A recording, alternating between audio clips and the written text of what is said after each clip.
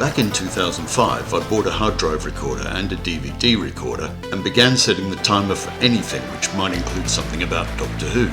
Oh, may I? What? My nan was like, oh, you must remember to rub his leg. This is so special. I'm having the time of my life. He takes a young woman away in a phone box. 25 years older than her. Although Billy Piper's got a history of that kind of relationship. Why is he a McDonald and you a tenant? It's an actor's equity thing. You're not allowed to duplicate a name. Pick up. I love you. But you've left. I beat Vinny! You've beaten Vinny. Hello and welcome to Top of the Pop. Plus lots of ad breaks. That's where all the clips came from. Doctor Who available on digital satellite and preview. You want to come with me?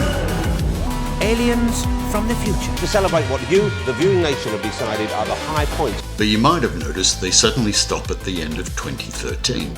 Doctor Who fans being what we are, I'm sure some of you jumped to some negative conclusion about why that may be, but you'd be wrong. There were many reasons, but not liking it anymore wasn't one of them. I guess the initial trigger was going to HD. I bought a FreeSat HD hard drive recorder at first, and waited for Blu-ray recorders to be invented, which maybe a year later they were. And the one I got was a tricky beast. It just would not burn proper Blu-rays. They could only be played on the machine on which they'd been burned, which was useless for sending to my friends back home. Fortunately, I still used that machine to play Blu-rays, so I was able to rip the clips from the one and only Blu-ray, which I managed to burn. The Blu-ray burner was a complete waste of money, and I kinda wish I never bothered. Lesson: never be an early implementer.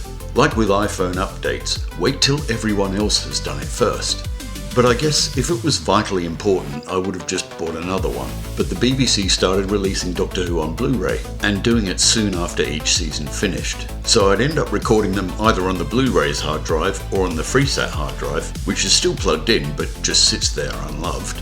And that would tide me over until the Blu-rays were released. And yes, I've checked those hard drives. There's nothing interesting on them, except maybe a couple of late noughties continuities. Please tell me I don't have to plug it all in again. And then iPlayer came along and made the whole thing redundant anyway. Of course, I still buy every episode on Blu-ray, because one of my 2 lifelong ambitions was to have every existing ep as close to transmission quality as possible. The other was having a fuck-off huge telly, and I've kinda done that one. And they keep getting bigger. Also, over the years, the press attention had dropped quite rapidly after Series 5. It reached a peak around End of Time, and a year later the media had calmed down. Calm down, calm down, calm down! So year by year there was less and less to record, until the 50th anyway, when I did my best to catch stuff again. I was also watching less telly by then, like everyone, and more importantly, I lost the ability to easily rewind live TV, which I'd had with the old standard definition hard drive.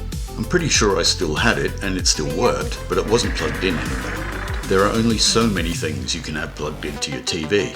By 2014, I think I'd eBayed the original hard drive recorder anyway, which was responsible for so many of these clips, and got a message from the buyer saying how thrilled they were with what was on it. So, the new Blu-ray recorder wouldn't record, the press attention had settled down, and I had stuff going on, so it probably wasn't a priority anymore. And that was the end of that.